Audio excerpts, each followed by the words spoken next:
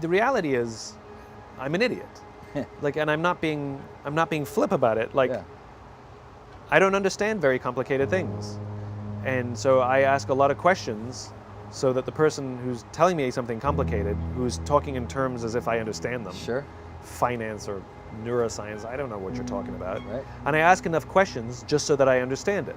So is what you're saying this? No, that's not what I'm saying. Well, what are you? So I'll give you a perfect example. So a long time ago, I had a client. They were a public company, and they brought me on to do some work for them. But they invited me to sit in on a meeting from the consultant that they had hired.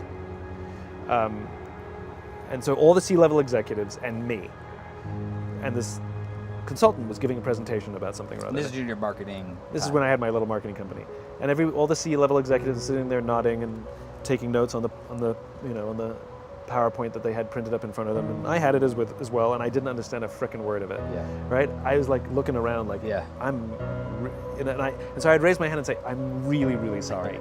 I know I'm the only person in this room without an MBA, but this doesn't make sense. Like, you say A plus B equals C, but based on your logic, A plus B equals D. Can you just say it again, please? I'm really sorry to slow the meeting down, everybody.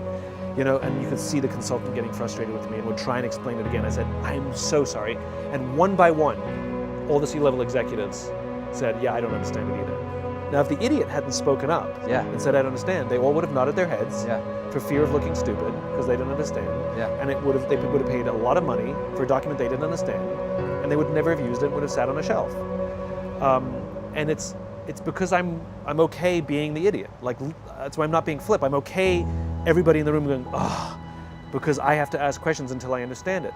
But the reality is once I can get to the point where I understand it, I can get it so simple that I understand it, and I can say it in simple terms. That means other people understand it too. Yeah. So there's a lot of value being the idiot.